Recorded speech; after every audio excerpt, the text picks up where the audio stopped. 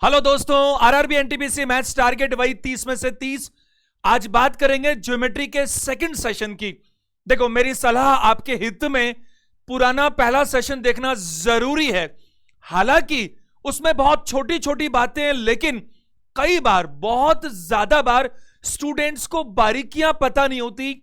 Angles कितने तरह के होते हैं, लाइन और लाइन सेगमेंट में क्या फर्क है, और छोटी छोटी अनेकों बातें जो मैंने पहले सेशन में की है, अगर आप उसको देखेंगे तो मैं कहूंगा फाउंडेशन तैयार होगा, है ना। इसीलिए मैंने वो सेशन एक्स्ट्रा लिया, वरना मैं शुरू आगे से भी कर सकता था।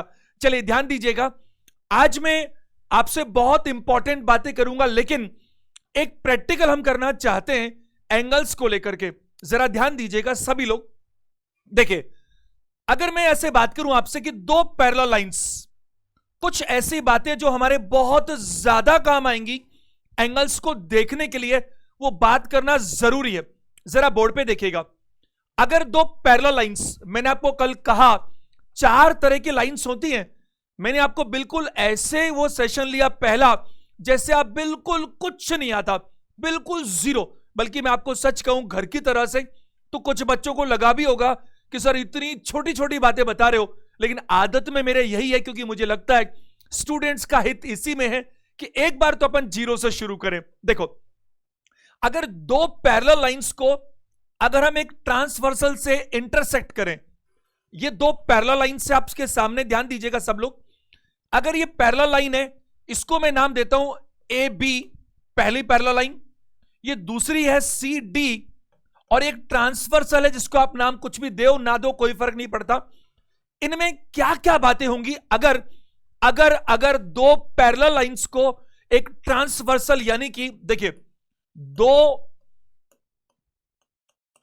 पैरेलल लाइंस को यदि, बहुत इंपॉर्टेंट बात बता रहा हूं मैं आपको, ये बहुत काम आएगी, और चूंकि समय कम है, 28 दिसंबर से एग्जाम है, तो मैं भी आपको पहले वही काम करा रहा हूं जो सेलेक्टिव है और आपके एग्जाम को फोकस कर रहे हैं। वरना पूरी ज्योमेट्री तो 28 दिसंबर तक भी नहीं हो पाएगी।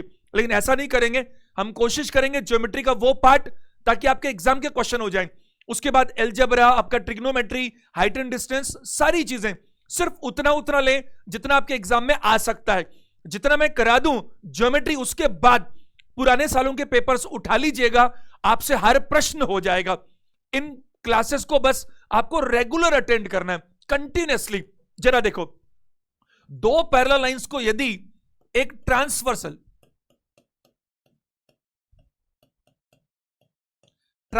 क्या होता है? ट्रांसवर्सल बोलते हैं प्रतिच्छेदी रेखा। हिंदी में थोड़ा सा ऐसे होता है, कोई बात नहीं, लेकिन है तो है, नाम तो यही है। प्रतिच्छेदी रेखा की अगर मैं बात करूं, तो जैसा मैंने कहा कि इंग्लिश टर्म ज्यादा कंफर्टेबल होती है, फिर भी एक ट्रांसवर्सल क्या करे बताओ? इंटरसेक्ट करे। क्या करे? इंटरसेक्ट करे, यानी कि काटे इनको। तो जरा एक बार बोर्ड पर देखिएगा सभी लोग। इसको मैं नाम रख देता हूं 1, इसको 2, इसको 3, इसको 4, इसको 5, इसको 6, इसको 7, इसको 8। एंगल्स के मैंने नाम डाल दिए 1 2 3 4 5 6 7 8। आप ये 10 मिनट में जो आपसे बात कर रहा हूं, उसके बाद हम बात करेंगे क्या क्या और आगे वाली चीजें, ट्रायंगल्स की प्रॉपर्टीज, या मेनली जो 4 सेंटर्स हैं, है ना, या जो भी चीजें। देखो, पहले अपन को थोड़ी थियरी पढ़नी पड़ेगी ताकि कुछ मेन सारी चीजें हम पढ़ लें। उसके बाद सीधे क्वेश्चंस पे आएंगे तो फटाफट आंसर निकालते चले जाएंगे, बट थोड़ा सीखना पड़ेगा। देखो, अगर मैं यहां बात करूं तो आपसे मैं 5-6 बातें करूंगा। पहली बात मैं यहां पर करूं आपसे, तो मैं कहूंगा कोरेस्पोंडिंग एंगल्स।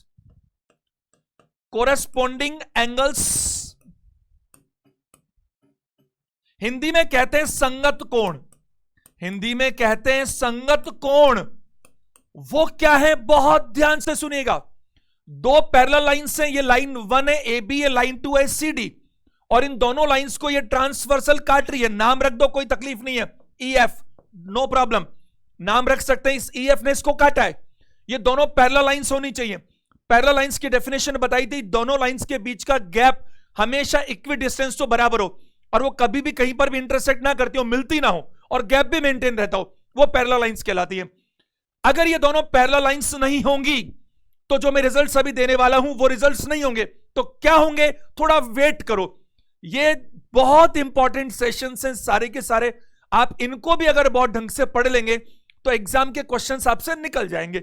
देखो कोरेस्पोंडिंग एंगल्स क्या होंगे, इस लाइन का एक साइड उठा लो, ये जो ट्रांसवर्सल है, ये जो ट्रांसवर्सल है प्रतिच्छेदी रेखा है जिसने इस पैरेलल लाइंस को काटा है। ये दो बराबर नहीं, काटा कहीं भी काट सकते हो, यहां पर वहां पर कोई फर्क नहीं पड़ता। तो एक साइड कोई भी लो, जैसे राइट साइड लूं तो राइट साइड में आप ऊपर ऊपर वाला एंगल ले सकते हो, राइट साइड में ऊपर ऊपर वाले ले सकते हो, या राइट साइड में नीचे नीचे वाले ले सकते हो।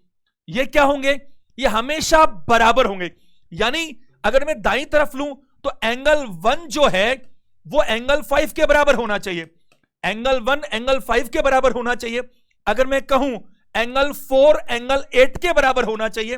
1 और देखो ये ट्रांसवर्सल है और यहां ऊपर क्या है 1, ऊपर क्या है 5, ये दोनों बराबर होंगे, कोरेस्पोंडिंग है, संगत कोण है, एक जैसे दिखते हैं बिल्कुल। और नीचे क्या है 4 और नीचे क्या है 8, तो बराबर होंगे। इधर बात कर लो, अभी मैं राइट की बात करता हूं, लेफ्ट की बात करूंगा। इस लेफ्ट में ऊपर क्या है बताइए 2, ऊपर क्या है 2, ऊपर क्या है 6, तो मैं कहूंगा कि 2 किसके बराबर है बताइए 6 के बराबर है। 2 किसके बराबर है 6 के बराबर है। और 3 किसके बराबर है, 3 किसके बराबर है 7 के बराबर है। 3 नीचे और 7 भी नीचे, तो ध्यान दीजिएगा। और मैं आपसे जो रिक्वेस्ट कर रहा हूं, मेरी बातें कई सारी ऐसी आएंगी जो मैं लिखूंगा नहीं, आप अगर हित चाहते हैं, इतनी मेहनत हो रही है इस हैंड से भी, तो बीच बीच में पॉज करके और लिखेगा। देखो मैं बताता हूं, बहुत इंपॉर्टेंट बात सुनो, दो रिजल्ट सुनिएगा। पूरी की पूरी ज्योमेट्री जो है, ये रिजल्ट नहीं है तो बात हो रही है, पूरी ज्योमेट्री थ्योरम्स पे डिपेंड करती है, पूरी ट्रिग्नोमेट्री थ्योरम्स पे डिपेंड करती है। प्रमेय सीख लो, प्रूव करना, हर चीज आ जाएगी। बट उतना वक्त थोड़ी हमारे पास कि हम ज्योमेट्री को 2 महीना दें, वो अभी संभव नहीं है। देखो अगर मैं यहां करूं तो आपको क्या करना है, अगर कोई भी 2 पैरेलल लाइंस को एक ट्रांसवर्सल प्रतिच्छेद रेखा काटे तो एक साइड में ऊपर ऊपर वाले बराबर होंगे, नीचे नीचे वाले बराबर होंगे, इस तरफ ऊपर ऊपर नीचे नीचे बराबर होंगे। अब मैं आपको जो कहना चाहता हूं ध्यान दीजिएगा, और ये क्या कहलाएंगे, क्या कहलाएंगे कोरेस्पोंडिंग एंगल्स। अब उल्टी बात सुनो, उल्टी बात क्या, मैंने एक शर्त दी आपको कि दोनों लाइंस पैरेलल होनी चाहिए। अब अगर मान लो कोई आपको ऐसा कह दे कि आपको ये लाइंस का पता नहीं है, आपको इन लाइंस का पता नहीं है दोनों का कि ये पैरेलल है कि नहीं, पता नहीं, लेकिन आपको ऐसा कि ऐसा डायग्राम बनाकर फिगर बनाकर दे दे और आपको पता नहीं कि ये लाइन पैरेलल है कि नहीं। ये बात नोट करना मेरी बात को सुनने के बाद। अगर वो कह दे कि इसमें ये नंबरिंग डाल रखी है जो मैंने डाली कि इसमें एंगल 1 और एंगल 5 बराबर है, अगर वो कह दे कि एंगल 1 कोण 1 और कोण 5 बराबर हैं, अगर वो कह दे तो आप ये प्रूफ कर लीजिएगा कि ये दोनों पक्की बात है पैरेलल लाइंस हैं, क्योंकि ये पैरेलल लाइंस होंगी तभी ये जो कोरेस्पोंडिंग एंगल्स हैं ये बराबर होंगे। और अगर ये टेढ़ी मेढ़ी रेखाएं होंगी तो ये बराबर होने वाले नहीं है किसी भी कीमत पर। तो ये पहली चीज थी कोरेस्पोंडिंग एंगल्स। बोर्ड का साइज लिमिटेड है, ये मैंने आपको कहा, और मेरे को 5-6 एंगल्स की बात करनी है, जरूरी बात है, ये थोड़ा सा टाइम लगेगा 5-10 मिनट।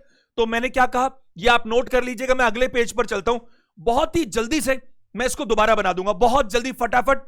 ये पैरेलल लाइंस थी, ये ऐसा था, नंबरिंग 1 2 3 4 5 6 7 8 नंबरिंग ऐसी डाली थी, यहां पर फिर डाल दी मैंने।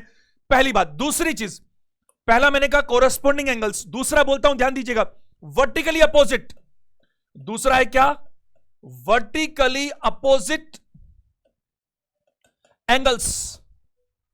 इसे हम क्या बोलते हैं हिंदी के अंदर, शीर्षाभिमुख, शीर्षाभिमुख कोण। यहां पर ध्यान दीजिएगा सभी लोग, ये वैसे मैंने बताया था कल जब इंडिविजुअली बात की थी, बट आज मैं क्या कर रहा हूं, 2 पैरेलल लाइंस को एक ट्रांसवर्सल से कटवा करके सारे एंगल्स एक साथ बात कर रहा हूं, क्योंकि आपको एग्जाम में ऐसा ही मिलेगा।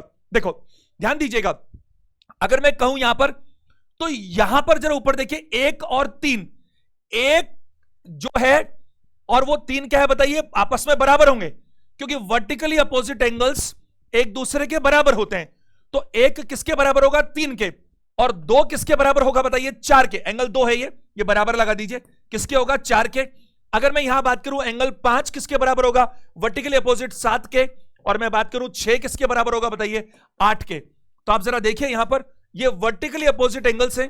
एक 3 के बराबर है, 2 4 के बराबर है, 5 7 के बराबर है, 6 8 के बराबर है। बार बार नाम नहीं लिख रहा है ABCD, वो आप समझ रहे हैं, सेम ही तो कॉपी किया अपने। तो ये वर्टिकली अपोजिट एंगल्स है। तीसरी जो बहुत बहुत इंपॉर्टेंट बात करेंगे हम, वो बात क्या करेंगे जरा ध्यान दीजिएगा। Alternate angles. ये ऑल्टरनेट एंगल्स यानी कि एकांतर कोण, इस पर आप विशेष ध्यान दीजिएगा। अगर मैं एकांतर कोण की बात कर रहा हूं तो यहां पर कल मैंने सिखाया था, यस्टरडे, पिछले सेशन में, कि एकांतर कोण को सिखाने का सबसे अच्छा तरीका Z बनाना है। क्या बनाना है? Z। आप देखो, आपको लगता है कि एग्जाम सामने सारी चीजें फटाफट हो, बट इतनी फटाफट भी हो कि कोई समझ में नहीं आए तो उसका क्या फायदा। कम करें लेकिन काम को अच्छे से करने की कोशिश करें। देखो, और मैं आपको यकीन दिला रहा हूं आगे क्वेश्चंस तो फटाफट हो जाएंगे आपसे, क्वेश्चंस में मारामारी नहीं होगी। मेन बात है कि कॉन्सेप्ट क्लियर होता है कि नहीं, है ना। चलिए अपन बात करें। देखो यहां पर अगर मैं Z की बात करूं तो आप देखिए, ये 3 और 5 आपस में बराबर होंगे और 4 और 6 भी आपस में बराबर होंगे। तो मैं कहूंगा 3 किसके बराबर है बताइए? 5 के बराबर है। और मैं कहूंगा कि 4 किसके बराबर बताइए? 6 के बराबर है। जरा सी बात करते हैं, सारे बच्चे ध्यान दीजिएगा 1 मिनट के लिए। वर्टिकली अपोजिट में बात करें कि 3 और 5 आपस में बराबर होते हैं, जैसा मैंने कल बताया, ये दोनों आपस में बराबर होंगे, ये वाले दोनों की दोनों। और ये जो एक्सटीरियर है, ये क्या कहलाता है? इंटीरियर कहलाता है, ये एक्सटीरियर कहलाता है। इंटीरियर ऑल्टरनेट और एक्सटीरियर ऑल्टरनेट कल मैंने बताया था, कल के सेशन में देखिएगा। आज तो मैं आपको एक ही एग्जांपल में सारी बातें बता रहा हूं, क्योंकि अकेले अकेले देखने को आपको नहीं मिलती।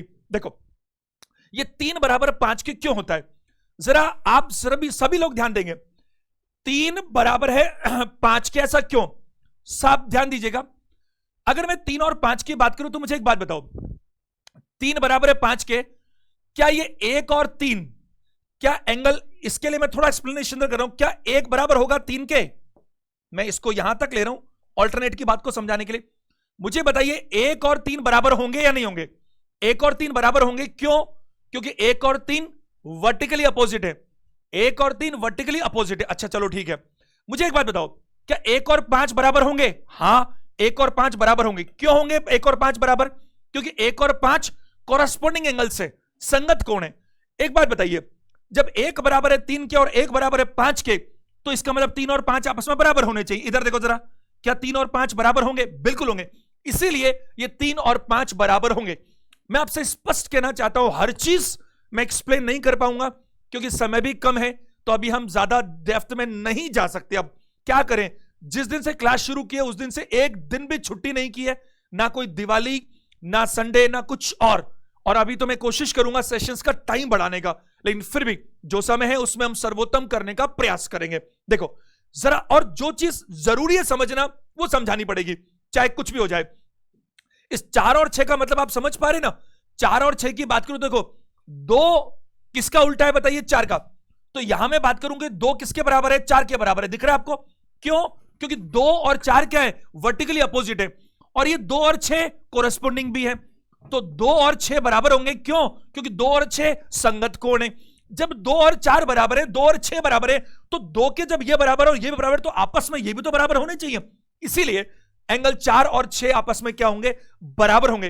ये तीसरी कैटेगरी मैंने बताई आपको ऑल्टरनेट एंगल्स की, एकांतर कोण की। और अगर कोई डेफिनेशन की बात कर ले तो ध्यान दीजिएगा, ये वाले जो अंदर होते हैं वो क्या कहलाते हैं? ये वाला, ये कहलाता है इंटीरियर ऑल्टरनेट एंगल, है ना। और ये जो बाहर है वो क्या बनता है बताइए? एक्सटीरियर, लेकिन इस फॉर्मेट में। और वैसे अगर मैं बात करूं तो जरा ध्यान देना, आप सब लोग पॉज करके लिख लेना, मैं यहां बोर्ड पे नहीं लिख रहा, मैं नहीं लिख रहा, ढंग से सुनो। इस पूरी आकृति के बाहर बाहर क्या नजर आ रहा है? बाहर बाहर क्या नजर आ रहा है?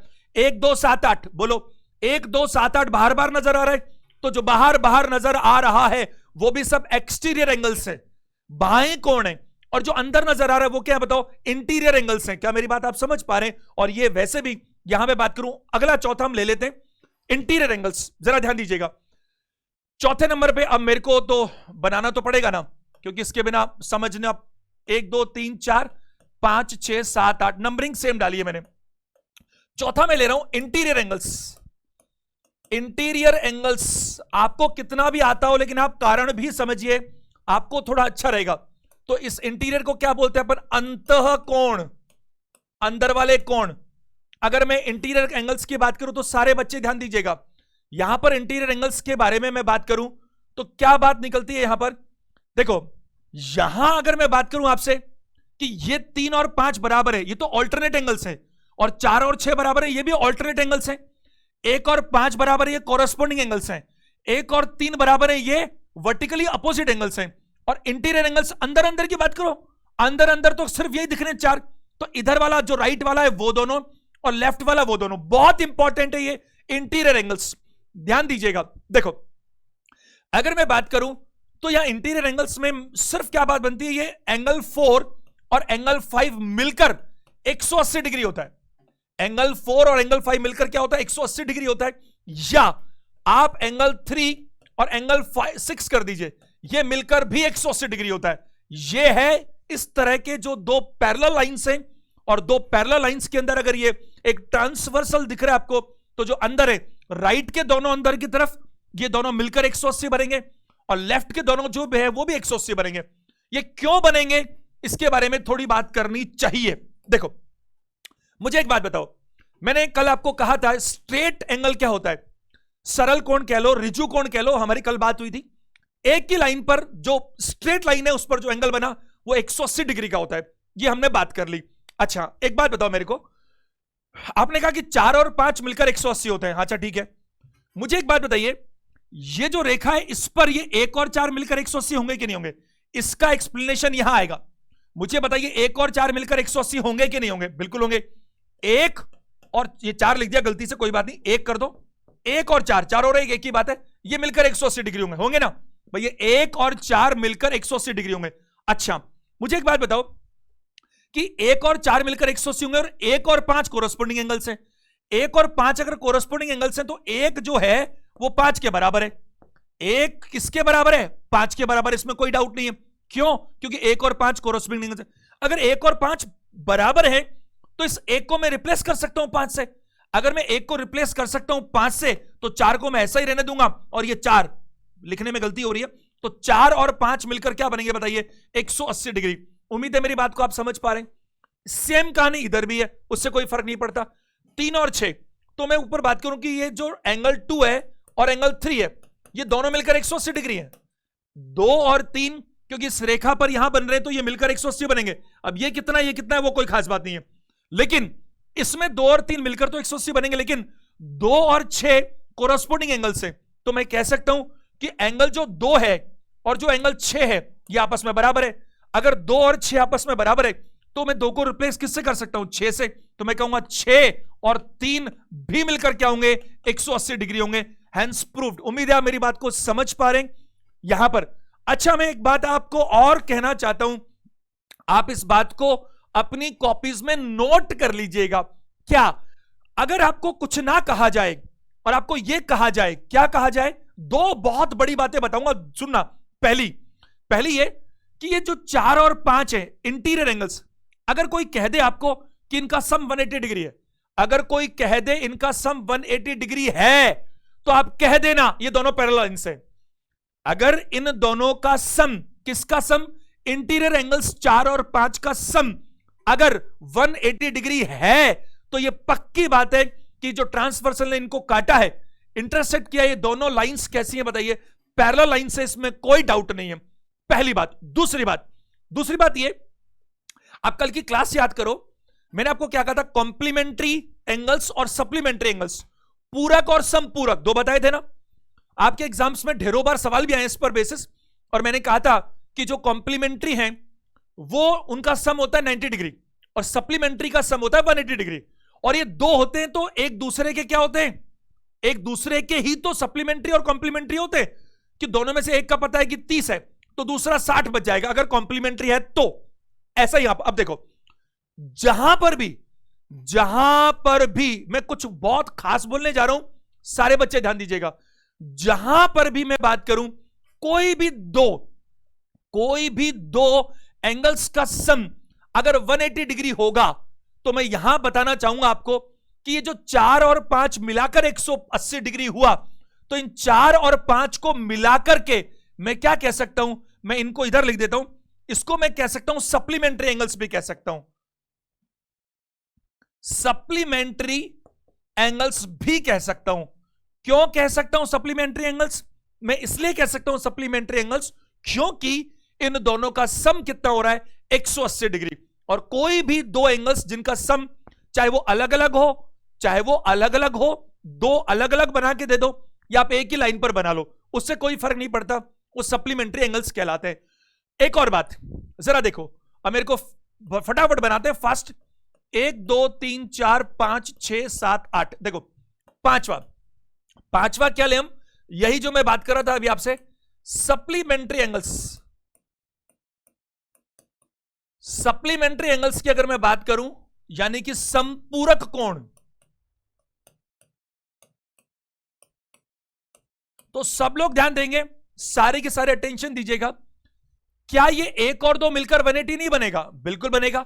तो मैं कह सकता हूं कि एंगल 1 और 2 मिलकर के क्या बनता है, ये 180 डिग्री बनता है, 180 डिग्री बनता है। 1 और 2 कह लो आप, 6 और 7 कह लो, कुछ भी कह लो, लाइन पर जो भी दिख रहा है, अगर आपने कल ही तो देखा था, ये स्ट्रेट लाइन अगर है तो उस पर जो टोटल बनेंगे, 2 एंगल्स 3 एंगल्स कितने भी कर लो, उनका सम क्या होता है, 180 होता है।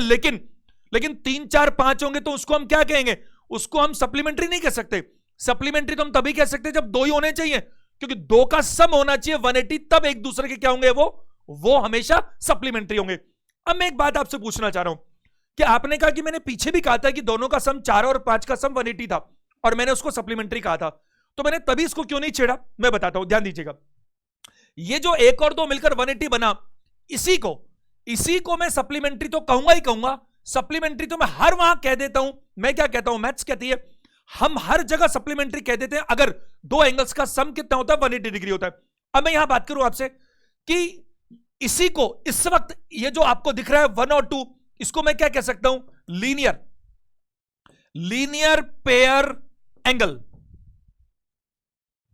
रेखिक युग्म कोण। मैं आपको ये रिक्वेस्ट करना चाहता हूं, आप कल वाली क्लास जरूर देखिए, क्योंकि मैंने आपको ये सारी बातें बता रखी है कि जो अलग अलग 2 एंगल्स है जिनका सम 180 बनता है, वो सप्लीमेंट्री तो हो जाता है, लेकिन वो लीनियर पेयर नहीं होता। क्योंकि लीनियर पेयर होने के लिए क्या जरूरी है कि वो एक स्ट्रेट लाइन पर ही होना चाहिए, एक स्ट्रेट लाइन पर ही होना चाहिए, दोनों के बीच में कॉमन लाइन होनी चाहिए, वरना मैं उसको लीनियर पेयर नहीं कह सकता। तो यहां पर ये लीनियर पेयर भी कहलाएगा और सप्लीमेंट्री एंगल्स भी कहलाएगा। उम्मीद है आप मेरी बात को समझ पा रहे हैं। तो यहां पर इस तरह से मैंने आपको इसके बारे में बताया। एक बार बहुत ही जल्दी से फटाफट बोर्ड पे देखिएगा ताकि हम आगे की तरफ रुक करें। देखो यहां मैं बात करूं तो मैंने कहा, सारे बच्चे ध्यान दीजिएगा, बहुत फास्ट 30 सेकेंड्स का रिकैप करते हैं। कोरस्पोंडिंग एंगल्स ये रहे, एक और क्या बताइए, 5, 1 और 5, 4 और 8, 2 और 6 और 3 और 7, ये कोरस्पोंडिंग एंगल्स हैं। और अगर ये पता है कि कोरस्पोंडिंग एंगल्स हैं ये, तो फिर ये दोनों स्ट्रेट लाइन है, उल्टा भी कर सकते हैं। दूसरा मैंने कहा वर्टिकली अपोजिट, 1 और 3, 2 4 5 7 6 8, ये वर्टिकली अपोजिट है। तीसरा मैंने क्या कहा, ऑल्टरनेट, एकांतर, तो एकांतर मैंने कहा 3 और 5 और 4 और 6, ये क्यों होते हैं मैंने आपको प्रूफ करके अभी दिखाया पीछे। चौथा मैंने क्या कहा आपको, मैंने कहा इसके साथ इंटीरियर एंगल्स, इंटीरियर क्या है, 4 और 5 का सम क्या होगा, 180, और 3 और 6 का सम भी क्या होगा, 180। और क्यों होगा ये मैंने बताया, क्योंकि इसको इससे रिप्लेस कर सकते हैं, 1 और 4। पांचवा मैंने आपको क्या कहा, मैंने कहा सप्लीमेंट्री एंगल्स, यहां पर एक स्ट्रेट लाइन पर जो भी मिले तो उनका सम कितना होता है, 180 डिग्री होता है। तो ये मैंने आपसे बात की। और मैंने ये भी कहा आपको कि जो बाहर से हैं वो सारे क्या होंगे, जो भी बाहर से वो सारे एक्सटीरियर एंगल्स हैं, और जो भी अंदर हैं वो सारे के सारे क्या है बताइए, इंटीरियर एंगल्स हैं। अब हम लोग बात करेंगे 4 बहुत इंपॉर्टेंट सेंटर्स के बारे में। मैं आपको एक एक के बारे में बताऊंगा, और मैं जहां तक समझता हूं आपके ज्योमेट्री में जो 2 से 3 प्रश्न आएंगे, उनमें से एक प्रश्न पक्का, गारंटी मान लीजिए आप, वो इन्हीं में से आने वाला है, इन 4 सेंटर्स में से। ध्यान दीजिएगा, अगर मैं बात करूं आपसे 4 इंपॉर्टेंट सेंटर्स, हमें चारों की डिटेल में जाना पड़ेगा, रीजनेबली तो जाना पड़ेगा कम से कम, अगर माइन्यूट भी ना जाए तो।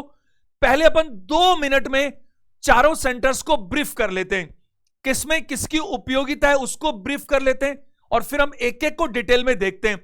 मैं आपसे गुजारिश करता हूं, आप सारे काम छोड़ दीजिए और इस पर ध्यान दीजिए। क्लास में ढंग से सुन भी लेंगे तो भी काम चल जाएगा। जरा देखो, सबसे पहली चीज इन सेंटर की बात करेंगे हम, अंतः केंद्र। और अगर अंतः केंद्र की बात करूं तो मैं आपको बताना चाहूंगा कि एक इन सेंटर के लिए जो इंपॉर्टेंट है वो है एंगल बाइसेक्टर। आपको एंगल बाइसेक्टर की जानकारी होनी चाहिए। हिंदी में कहते हैं कोण को 2 भागों में बांटे, कोण द्विभाजक समद्विभाजक, क्योंकि बराबर बांटता है। जो एक एंगल को 2 बराबर भागों में बांटे वो एंगल बाइसेक्टर है, जो मैं बताऊंगा आज थोड़ी देर बाद में, क्योंकि पहले मैं चारों के बारे में थोड़ा ब्यौरा आपको दूं। दूसरा, ये इन सेंटर एक ट्रायंगल के अंदर जो मैं बनाऊंगा, यानी कि तीनों एंगल बाइसेक्टर को मिलाने पर जो बने वो आई इन सेंटर है, और वो अंदर बिल्कुल बराबर रेडियस का क्या बनाता है, सर्कल बनाता है, मैं बताऊंगा आपको। दूसरा, सरकम सेंटर। अगर मैं सरकम सेंटर की बात करूं तो मैं कह सकता हूं परिकेंद्र। इनमें क्या इंपॉर्टेंट है, इनमें परपेंडिकुलर बाइसेक्टर इंपॉर्टेंट है।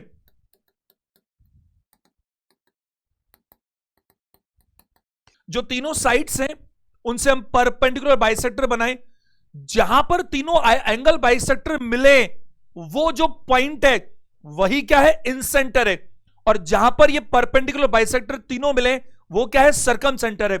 तीसरी अगर मैं बात करूं तो सेंट्रॉइड। सेंट्रॉइड को बोलते हैं केंद्रक। और यहां मैं बात करूं तो इसके लिए इंपॉर्टेंट है मीडियन। मीडियन क्या होती है, किसी भी वर्टेक्स से ऐसी रेखा जो सामने वाली अपोजिट साइड को 2 बराबर भागों में बांट देती है, वो मीडियन है। चौथी चीज अगर मैं बात करूं ऑर्थो सेंटर, लंब केंद्र कह सकते हैं इसको। इन सब के लिए इंपॉर्टेंट है एल्टीट्यूड, हाइट कह सकते हो आप। तो मैं आपको ये चारों सेंटर सिखाने वाला हूं, इन सेंटर, सरकम सेंटर, सेंट्रॉइड और ऑर्थो सेंटर। इन चारों के बारे में मैं बात करूंगा, इतना अच्छा आप करने की कोशिश करूंगा जिससे बाहर एग्जाम में नहीं आएगा। लेकिन सबसे पहले मुझे आपको ये चारों चीजें सिखानी है, इसीलिए मैंने लिखा है। मैं साइड में हो जाता हूं, आप नोट कर लीजिए पॉज करके। मैं सबसे पहले आपको बताऊंगा एंगल बाइसेक्टर के बारे में, परपेंडिकुलर बाइसेक्टर के बारे में, मीडियन के बारे में और एल्टीट्यूड के बारे में थोड़ा थोड़ा, फिर हम इन चारों की बात करेंगे। तो शुरुआत करते हैं अपन एंगल बाइसेक्टर से। सब ध्यान दीजिएगा। अगर मैं देखूं आपके एग्जाम्स को लेकर के, तो अभी मैं आपके सामने जो चीजें रखूंगा, तो अगर आपने थोड़ा बहुत भी पुराने सालों के पेपर्स देखें तो आप नोटिस करेंगे कि 20 बार 50 बार इनसे प्रश्न आया एंगल बाइसेक्टर से। तो पहले हम समझते हैं एंगल बाइसेक्टर क्या होता है। चाहे एग्जाम कितना भी पास में हो, बट ऐसे भी तो नहीं करना ना जो समझ में ना आए, है ना। जो करें चाहे कम करें, बट आउटपुट मिलना चाहिए। देखो, एंगल बाइसेक्टर की मैं बात करूं आपसे, तो जैसा मैंने कहा एंगल बाइसेक्टर हिंदी में लिख सकते हैं, इसको क्या लिखें भाई, कोण। और बाइसेक्ट 2 भागों में बांटता है, तो कोण द्विभाजक। हिंदी आप थोड़ी सी देख लीजिएगा अपने हिसाब से, कोई खास बात नहीं है, वैसे समझ पा रहे हैं आप। जो कोण को समद्विभाजक बोलना चाहिए। समद्विभाजक क्यों बोलना चाहिए, क्योंकि ये अगर मैं बात करूं सपोज ए और बी, इस एंगल को अगर मैं ये जो आपके सामने बनाने की कोशिश कर रहा हूं सी, तो ये ओसी जो है ना, ओसी वो क्या है, ये ओसी ही, ध्यान से सुन लीजिएगा और बाद में पॉज कर करके लिख भी लीजिएगा। ये ओसी ही क्या है, एंगल बाइसेक्टर है। अगर मैं बात करूं, मान लीजिए कि ये एंगल 1 है और ये 2 है, वैसे तो दोनों का नाम बराबर होना चाहिए, एक्स एक्स वाई वाई, लेकिन समझाने के लिए बोल रहा हूं। तो यहां मैं आपको कहना चाहूंगा कि एंगल बाइसेक्टर का मतलब क्या है, वह लाइन जो कोण यानी एंगल को 2 बराबर भागों में डिवाइड कर दे। सबसे इंपॉर्टेंट जो चारों चीजों में से है, चारों मैंने बताया ना आपको, चारों सेंटर्स के लिए चार इंपॉर्टेंट है। एक में एंगल बाइसेक्टर चाहिए, एक में परपेंडिकुलर बाइसेक्टर चाहिए, एक में मीडियन चाहिए, एक में एल्टीट्यूड चाहिए। इन चारों में से जो सबसे इंपॉर्टेंट है वो यही है, मैं आपको बता रहा हूं, एंगल बाइसेक्टर। इससे आपके एग्जाम में सवाल का आने की पूरी चांसेस है। देखो वो लाइन, ये रहा लाइन। अब मैं आपको बताना चाहता हूं, ध्यान से सुनिएगा, कि ये जो एंगल 1 है ये बराबर है एंगल 2 के, क्योंकि मैंने कहा कि ये जो रेखा है जिसका नाम एंगल बाइसेक्टर है, ये क्या है, यही तो है एंगल बाइसेक्टर। क्या ये जो OC है यही क्या है, एंगल बाइसेक्टर। तो ये एंगल 1 और 2 बराबर है, या मैं ऐसा भी कह सकता हूं कि AOC बराबर है किसके, बताइए, BOC के। AOC किसके बराबर है, BOC के। ये दोनों बराबर हैं। तो पहली चीज तो ये आपने की डेफिनेशन को लेकर के। दूसरी चीज अगर मैं कहूं तो वो जरूरी बात, ध्यान से सुनिएगा, पहले मैं बोलता हूं फिर आप नोट कर लीजिएगा। ये जो एंगल बाइसेक्टर होता है, एंगल बाइसेक्टर के, यानी कि जो इस कोण को बांटने वाली रेखा है दो बराबर भागों में, इसके किसी भी पॉइंट से, इसके किसी भी पॉइंट से दोनों रेखाओं को जिसके बीच में एंगल है, अगर आप परपेंडिकुलर डालें तो दोनों परपेंडिकुलर का जो साइज है वो सदैव एक समान होता है, बराबर होता है। क्या कहने का मतलब हुआ, जरा देखो, कोई एक पॉइंट पकड़ते हैं, जैसे ये पॉइंट पकड़ लिया, ये वाला, यहां से हमने परपेंडिकुलर ड्रॉ किया OB पर, ये आपके सामने है। एक और ड्रॉ किया इस तरफ, ये आपके सामने है। तो मैं बताना चाहता हूं, जैसे मैं इसको नाम A रख लेता हूं, इसको C, इसको B, तो यहां मैं कहूंगा दूसरे पॉइंट के रूप में कि जो आपका BC है, जो BC है वो किसके बराबर है, AC के बराबर है। जो BC है वो किसके बराबर है, AC के बराबर है। मैं बोल देता हूं, आप मेरी बात को पॉज कर करके नोट कर लीजिएगा, मैं क्या बोल रहा हूं, लिखने में टाइम लगता है। मैंने कहा, सुनो, जो एंगल बाइसेक्टर है, एंगल बाइसेक्टर क्या है, OC, एंगल बाइसेक्टर OC के किसी भी बिंदु से अगर इन दोनों रेखाओं पर OB और OA पर परपेंडिकुलर डाला जाए तो क्या होगा, वो दोनों परपेंडिकुलर साइज हमेशा बराबर होगा। यानी कि AC और आपका BC हमेशा आपस में क्या होना चाहिए, बराबर होना चाहिए। यहां आप कह सकते हो ये AOC और BOC बराबर भी है, और मैं इसको ये भी कह सकता हूं कि ये दोनों ही क्या है, हाफ किसका, बताइए, आपका जो एंगल है AOB। तो ये आपके सामने एंगल बाइसेक्टर की बात की मैंने। अब ये तो बात हो गई, लेकिन मैं इसके बारे में 3 जानकारियां आपको देता हूं जो आपके एग्जाम में काम आती है। तो मैं कहूंगा कि 3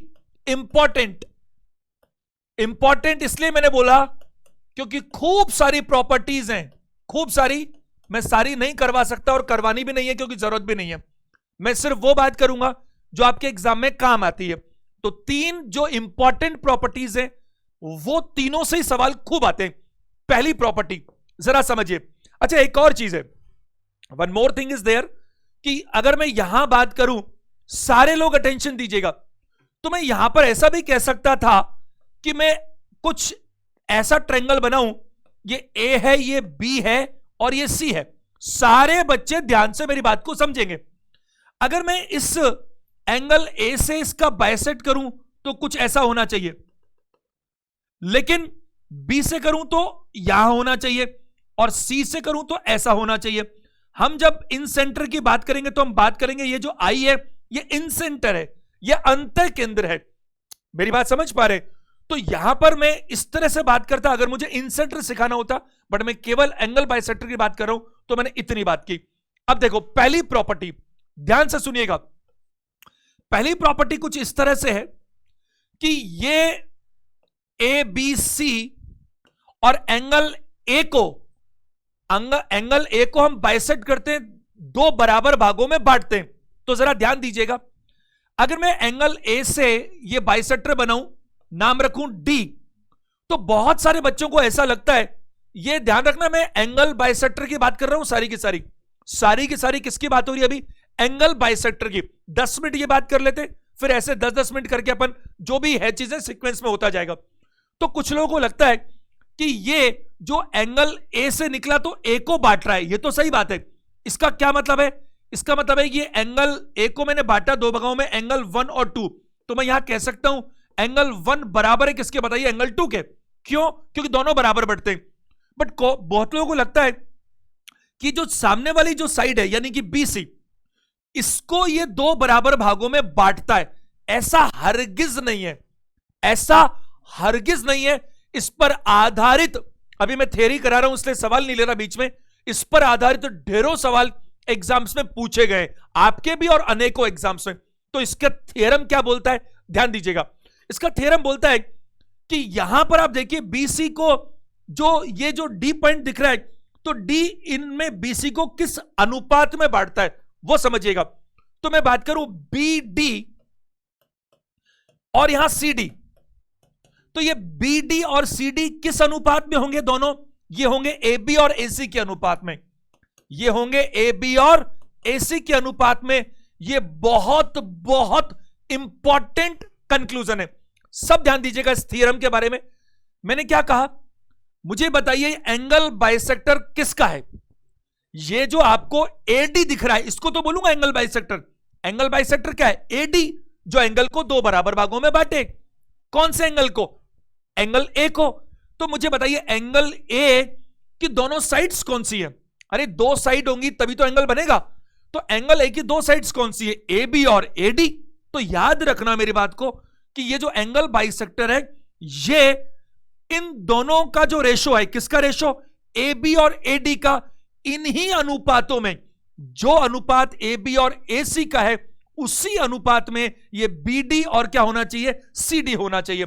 जैसे देखिए, अगर मान लीजिए मैं कुछ ऐसी बात करूं आपसे, यहां पर सपोज ये ए बी सी है और ये एंगल बाइसेक्टर डी है, और सपोज ये 11 है और ये 13 है सपोज, तो ये जो भी होगा ना, ये दोनों की दोनों किस अनुपात में होना चाहिए? ये 11:13 में होना चाहिए। तो आप इसको नोट कर लीजिएगा कि ये हमेशा एंगल बाइसेक्टर, जो सामने वाली जो भुजा है, जो साइड है, उसको उन दो रेशो में बांटता है, जो उन दो साइड्स के रेशो है, जिन दोनों साइड्स के बीच का वो एंगल है, बिल्कुल उसी रेशो में। तो इसको आप नोट कर लीजिएगा, ये पहली प्रॉपर्टी है। दूसरी की अगर मैं बात करूं तो जरा देखिएगा,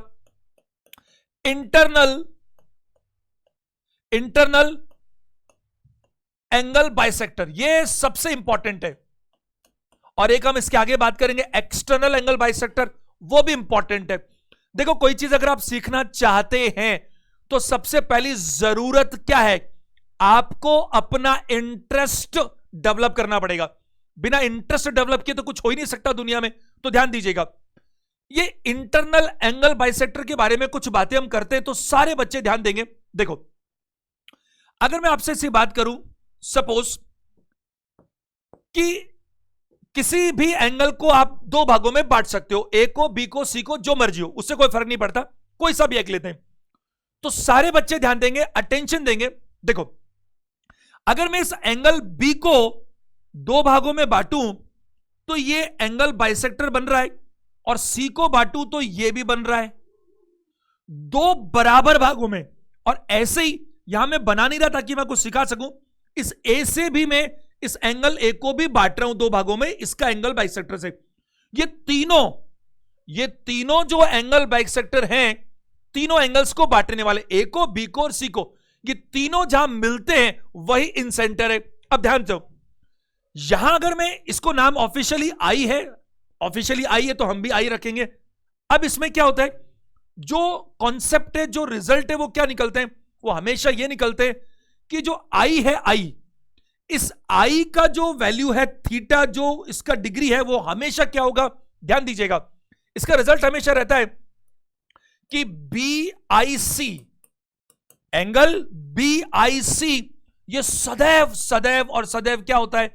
90 डिग्री प्लस a/2। ए मैंने क्यों लिखा? क्योंकि बी और सी के बाद में बच ही रहा है। तो अगर मुझे निकालना है कि बी आई सी यहां पर कितना होना चाहिए, कितना डिग्री होना चाहिए, तो यह हमेशा होगा 90 डिग्री प्लस जो बच रहा है वो। यहां पर ऐसा भी हो सकता था जैसे इस BIC की जगह में AIC बोल सकता था। तो AIC के लिए मैं क्या करूंगा, 90 डिग्री, और A और C के बाद क्या बच रहा है, B, तो मैं कहूंगा एंगल B/2, या मैं इसको AIB भी बोल सकता हूं, AIB। अगर मैं भाई जब मैं B और C को मिला रहा हूं तो मैंने A को छोड़ दिया, तो मैं A का आधा लूंगा। अगर मैं A और C को बाइसेक्टर को मिलाता तो मैं B का आधा लेता। अगर मैं A और B के बाइसेक्टर को मिलाता तो C का आधा लेता। तो मैं क्या करूं यहां पर, 90 डिग्री प्लस, चूंकि A और B है तो एंगल C/2 होना चाहिए। तो यहां पर ये आपके सामने कॉन्सेप्ट है जो बिल्कुल फिक्स्ड है। अब आप चाहें अगर एक बार, इफ यू विश, तो अपन जरा सी बातचीत कर सकते हैं। इसको सीखने के लिए 2 मिनट लगेंगे कि ये कहां से निकल कर आ रहा है। It will take only 2 minutes of time. Board पर ध्यान दो। देखो मुझे एक बात बताओ, अगर मैं आपसे बात करूं कि ये जो एंगल बाइसेक्टर है ये एंगल बी को 2 बराबर भागों में बांट रहा है, तो मैं ऐसा करता हूं, इसका नाम रख लेता हूं θ1 और इसका नाम θ2। θ1 सॉरी, दोनों ही θ1 है। क्यों? क्योंकि दोनों बराबर है। यहां मैं ऐसा करता हूं, θ2 भाई बराबर बांटेंगे ना, एंगल बी को बराबर भागों में बांटेंगे, तो नाम अलग रखेंगे तो ज्यादा कॉम्प्लिकेटेड हो जाएगा भी समझाने में, तो इसको सेम रख लेते हैं। तो एक बात बताइए मेरे को, जरा ध्यान से सुनना। आप मुझे बताइए किसी त्रिभुज, किसी ट्रायंगल के इंटरनल तीनों एंगल्स का सम कितना होता है, 180 डिग्री। तो मैं कहूंगा कि angle A plus angle B plus angle C, और इन तीनों का सम होता है 180 डिग्री। चूंकि इंपॉर्टेंट है इसलिए मुझे थोड़ा बताना चाहिए, क्योंकि अगर ये इंटरनल एंगल बाइसेक्टर समझ में नहीं आएगा, इसके रिजल्ट्स, इसकी प्रॉपर्टीज तो एक्सटर्नल भी नहीं आएगा, और ये आ गया तो वो भी आएगा। देखो ये ए बी और सी तीनों का सम दिख रहा है 280 डिग्री। मुझे बताइए बी है क्या, मैं कहूंगा θ1 डबल बार हो रहा है। तो ए को आप ऐसे कैसे रहने दो एक बार, क्योंकि बी और सी को ही तो चेंज करते हैं तभी तो ए का आधा करते हैं। कैसे, वो देखो, इसको मैं कहूंगा तो 2θ1 बोल सकता हूं, और इसको 2θ2 बोल सकता हूं। क्यों बोल सकता हूं, आप खुद ही देख लो। एंगल बी जो है वो यही तो है, इसको मैंने 2 बराबर भागों में बांट दिया, θ1 तो मिलाकर क्या हो गया 2θ1, ये मिलाकर क्या हो गया 2θ2। अच्छा, अगर मैं यहां पर ये वाला पार्ट रख लेता हूं एक बार सिर्फ, तो इसको उधर लेकर जाता हूं, तो मैं कहूंगा 2θ1 plus 2θ2 that is 180 degree minus क्या बताइए एंगल ए, कह सकता हूं ऐसा मैं। और मैं केवल अगर θ1 और θ2 की बात करूं तो मैं कहूंगा भाई ये मैंने 2 यहां से निकाला तो वहां आधा कर दूंगा, 180 का आधा 90 माइनस एंगल ए बाई क्या बताइए 2। यहां तक ठीक है। अब इसके आगे मैं बात करूं, छोटा सा काम और कर लेते हैं। जिस तरह से ये एक ट्रायंगल है ABC और इसके तीनों एंगल्स का सम 180 डिग्री है, उसी तरह से ये भी तो एक ट्रायंगल है, कौन सा BIC। तो यहां पर अगर मैं BIC की बात करूंगा तो ट्रायंगल BIC में क्या नजर आएगा आपको, एक एंगल है θ1, एक है θ2, और तीसरा क्या है BIC तो है कि नहीं। तो मैं बात करूं, यहां पर ध्यान दीजिएगा, ये अगर हम बात करें तो क्या रिजल्ट देगा θ1 प्लस θ2 प्लस क्या बताइए BIC, और बराबर कितना करूं 180 डिग्री, 180 डिग्री। अब सब समझने की कोशिश कीजिएगा, यहां पर ये θ1 θ2 प्लस BIC है, और ऊपर देखो क्या लिखा हुआ है, ये θ1 और θ2 की वैल्यू क्या है 90 डिग्री माइनस एंगल A/2।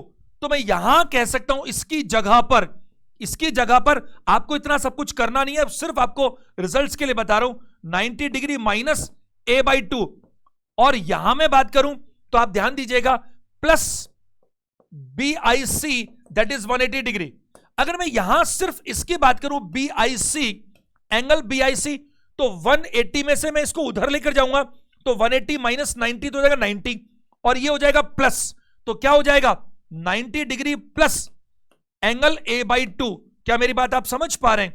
तो इस तरह से आपको नजर आ रहा है कि एंगल BIC, तो आप अपने दिमाग में सेट कर लीजिए कि यहां पर हमेशा क्या होगा, अगर मुझे BIC चाहिए तो 90 डिग्री प्लस क्या करूंगा एंगल A/2, और मुझे अगर मान लीजिए AIB चाहिए या AIC चाहिए तो जो बच गया क्या करना है 90 डिग्री 90 डिग्री प्लस हाफ किसका, जो थर्ड एंगल बच गया उसका। तो ये आपके पास रिजल्ट्स निकलते हैं इसके। एक दो प्रश्नों की अगर मैं बात करूं आपको बना करके यहां पर, जैसे एग्जाम में आते हैं, अगर मैं प्रश्नों की बात करूं तो सारे बच्चे जरा ध्यान देंगे, सारे के सारे बच्चे, ये ए है, ये बी है, ये सी है, और मान लीजिएगा कि यहां पर ये आपको 50 डिग्री दिया, 50, ये 50 डिग्री है, और यहां पर क्वेश्चन मार्क है। तो ये जो क्वेश्चन मार्क है इसका वैल्यू क्या आना चाहिए? तो आपको कुछ नहीं करना, सीधा रिजल्ट निकालना है। और सीधा रिजल्ट क्या निकालना है भाई, कि आपको मैंने बताया 90 डिग्री प्लस क्या, a/2, तो 90 डिग्री प्लस a कितना है, 50, और 50 का आधा कितना होता है, 25। तो आंसर क्या दीजिएगा, 115 डिग्री। तो जो BIC है, एंगल BIC, वो कितना कहलाएगा, 115 डिग्री, 115 डिग्री। दो ही तो सवाल बन सकते हैं इसमें। दूसरा जरा देखना सारे के सारे लोग, मान लीजिएगा ये एंगल बाइसेक्टर है, और मैं बात करूं यहां पर फिर वही ABC, और इस बार मान लीजिएगा कि मैं आपको ऐसा करता हूं, ये बता देता हूं 120 डिग्री, सपोज 120 करे, 130 कर लेते हैं, ये 130 है, तो ये कितना होना चाहिए, ये कितना होना चाहिए, वो सवाल है। एक बात बताओ मेरे को, ये जो आता है, अगर मैं बात करूं ये BIC, एक बार वर्बली कीजिएगा, बाद में लिख लेंगे जरूरत पड़ेगी तो, ये BIC कैसे आता है? इसमें 90 तो अपने आप होता है फॉर्मूले वाला, प्लस क्या करते हैं भाई, ये 90 तो होता ही होता है, साथ में प्लस क्या करते हैं, ऊपर जो एंगल A है उसका आधा, तो 90 के साथ कितना जुड़ा हुआ है, 90 के साथ 130 माइनस 90, 40 जुड़ा हुआ है। तो जो 40 वो कहां से आया होगा, उस A का आधा आया होगा, यानी कि ये अगर 40 डिफरेंस है तो A की वैल्यू 80 है। मेरी बात समझ पा रहे आप? I hope you are getting the same. ऐसे अपन को पूरा लिखने की जरूरत नहीं है, क्योंकि ये वाला जो रिजल्ट है वो क्या आने वाला है, वो हमेशा आने वाला 90 प्लस A का आधा। तो 90 तो है इसमें अपने आप, और 40 जो एक्स्ट्रा है वो A का आधा है, तो A का आधा अगर 40 है तो A कितना होना चाहिए, 80। तो यहां पर रिजल्ट निकालिएगा, कितना होगा बताइए, 80 डिग्री। और अगर आप लिखना चाहें तो आप क्या करेंगे, BIC का वैल्यू क्या आता है, 90 डिग्री प्लस क्या बताइए, A का आधा, और ये BIC आपको पता है पहले ही 130 डिग्री है, तो 90 डिग्री प्लस एंगल A का आधा, तो आपको ये दोनों का डिफरेंस कितना दिख रहा है, 40 डिग्री, और 40 डिग्री क्या है, एंगल A का आधा, तो एंगल A कितना है, 80 डिग्री है। लेकिन इसकी कोई जरूरत थी नहीं, आप वैसे ही समझ पा रहे थे। तो ये दो ही बातें बन सकती है, एंगल A देकर के आपसे ये पूछ सकता है, और ये देकर के आपसे एंगल A पूछ सकता है। एक और काम करेंगे, वन मोर थिंग, वो भी कर लेते हैं। देखो ये मैंने आपको इंटरनल बताया, अब मैं आपको एक्सटर्नल बता रहा हूं, जरा ध्यान दीजिएगा सब लोग। एक्सटर्नल एंगल बाइसेक्टर क्या होता है, इस पर भी आधारित अनेकों सवाल पूछे जाते रहे, तो जरा ध्यान देंगे सारे के सारे स्टूडेंट्स। ये आपके सामने वापस वही ट्रायंगल ABC, इस बार क्या हो रहा है, एंगल को तो बाइसेक्ट करना ही करना है, एंगल को तो बाइसेक्ट करना ही करना है, दो भागों में बराबर बांटना ही है। लेकिन इस बार इंटरनल नहीं, अंदर नहीं, अंदर बांटेंगे हम B और C को ही, लेकिन अभी हम बांट रहे थे अंदर की तरफ, यानी कि इंटरनल। अब हम एक्सटर्नल कैसे करेंगे वो जरा देखो। मैं इस रेखा को सीधा खींच सकता हूं, कितना B। अगर मैं यहां बात करूं तो देखिए, यहां से मैं इसको बाइसेक्ट करता हूं एक्सटर्नल, और यहां से मैं इसको भी एक्सटर्नल बाइसेक्ट करता हूं, और इसको अपन बोल देते हैं OP, कुछ भी कह सकते हो, कोई फर्क नहीं पड़ता। ये जो आपको नजर आ रहा है, ध्यान देना सारे के सारे स्टूडेंट्स, BOC, ये BOC हमेशा सदैव, इससे पहले हम क्या करते थे, जब हम अंदर बनाते थे तो हम क्या करते थे, 90 डिग्री प्लस एंगल A/2। अब उल्टा करना है, क्या करना है, इतना सा कि अगर मुझे यहां पर BOC की वैल्यू चाहिए, वो अंतः केंद्र था, ये बहिर केंद्र है, वो अंदर की तरफ था, ये बाहर की तरफ है ना। अगर मैं बात करूं तो ये BOC कितना होगा, ये हमेशा याद रखिएगा, ये होगा 90 डिग्री माइनस एंगल A/2। बस कुछ नहीं करना, सिर्फ इसका उल्टा करना है। अब बाकी का आप खुद लिख सकते हो, मेरी बात समझ पा रहे हो, क्योंकि जैसे यहां बना सकता हूं तो बाकी दोनों भी बना सकता हूं, सेम रिपीट होगा, तो एक बता दिया तो बाकी दो आप कर सकते हो। अब जरा सी जानकारी इस बात की कि यहां यह माइनस क्यों हुआ, तो आप अगर 1 मिनट सुन ले, मैं कुछ भी नहीं लिख रहा, सिर्फ आपसे बात कर रहा हूं, तो आपको समझ में आएगा। देखो मुझे एक बात बताओ, यहां से अगर मैं इसको इंटरनल बाइसेक्ट करूं, एंगल को एक्सटर्नल ना करके इंटरनल बाइसेक्ट करूं, तो कैसे करूंगा, मेरे साथ चलना। साहब बी को ऐसे करेंगे और सी को ऐसा करेंगे और ये इन सेंटर होगा, बिल्कुल होगा। मैं आपसे ये जानना चाहता हूं क्या कि अगर ये θ1 था तो क्या ये भी θ1 था? हां बिल्कुल। जब ये θ2 था तो ये भी θ2 था, बिल्कुल, क्योंकि बराबर था। अच्छा, अगर मैं बात करूं आपसे कि सपोज ये जो मैंने यहां से दो बराबर भागों में बांटा, तो मुझे बताइए अगर इसका नाम x है एंगल, तो इसका भी x होना चाहिए, और इसका y तो इसका भी y होना चाहिए। मुझे एक बात बताइए, एक स्ट्रेट लाइन पर, आपने कल ही तो पढ़ा, इसीलिए मैंने कहा छोटी छोटी बातें, अगर आप पुराना सेशन नहीं देखते तो छोड़ दो इसको भी, आगे भी मत देखना, कोई फायदा नहीं, आपका टाइम वेस्ट होगा। और अगर आप देखना चाहते हो, वाकई में सीखना चाहते हो, तो मैं इतना बहुत ही मैं बात करूं बहुत सीमित मात्रा में, क्योंकि ज्योमेट्री पूरी में करा ही नहीं रहा, मैं आपको उतनी करा रहा हूं जितने आपके एग्जाम में काम आ जाएगी। अगर आप इनको भी कर लोगे तो मजा आ जाएगा, लेकिन सीक्वेंस में तो करना पड़ेगा। देखो सीक्वेंस में किए बिना मैं बार बार रिपीट तो करूंगा नहीं पुरानी बातों को। तो स्ट्रेट लाइन पर जितने भी एंगल्स बनते हैं उन सबका सम कितना होता है? उन सबका सम होता है 180 डिग्री। तो एक बात बताओ मेरे को, ये अंदर Q2 बराबर है, ये YY बराबर है, तो क्या आपको ये एक BOCI क्या आपको एक क्वाड्रिलेटरल नजर नहीं आ रहा? क्या एक चतुर्भुज नजर नहीं आ रहा? और एक चतुर्भुज के चारों एंगल्स का सम कितना होता है? 360 डिग्री।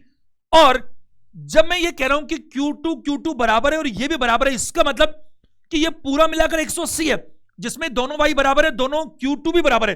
तो इसका मतलब ये वाला जो पार्ट है किसका? क्वाड्रिलेटरल का, ये वाला जो है वो 90 डिग्री है पक्का, और ये भी इसी तरह से 90 डिग्री है। तो मुझे एक बात बताओ, 90 + 90 180 हो गया। तो जब ये दोनों मिलाकर 180 हैं, तो ये दोनों मिलाकर भी तो 180 होने चाहिए। और अगर ये दोनों मिलाकर 180 होने चाहिए तो इसकी वैल्यू कितनी है? अरे इसकी वैल्यू तो निकाली थी ना अभी, 90 डिग्री प्लस एंगल a/2। तो अगर ये 90 डिग्री प्लस a/2 होगा तो इसको क्या होना पड़ेगा? 90 डिग्री माइनस एंगल a/2, तभी तो दोनों बराबर हो जाएंगे प्लस माइनस, और ये दोनों मिलकर 180 हो जाएंगे। क्या मेरी बात को आप समझ पा रहे? रटना मना है, समझने की कोशिश कीजिए। कुछ जगहों पर जहां ऐसा लगेगा कि थियरम को समझाने में 1 घंटा लग जाएगा, मैं भी रिजल्ट्स दूंगा समय को देखते हुए, क्योंकि समय कम है। अब देखो, अगर मैं इसके लिए एक क्वेश्चन बनाऊं कुछ छोटा सा, तो सारे के सारे स्टूडेंट्स ध्यान दीजिएगा। जैसे मान लीजिए, अगर मान लीजिए आपको कुछ ऐसा दिया गया, सपोज कि यहां पर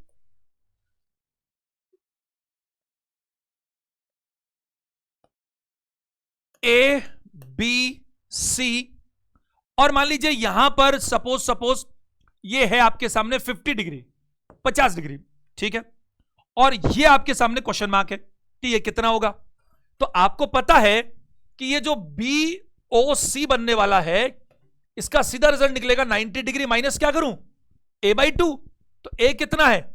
50 डिग्री, a/2, और ये 50 डिग्री, 50 का आधा करोगे आप 25, अगर 25 घटाएंगे तो क्या आएगा? 65 डिग्री।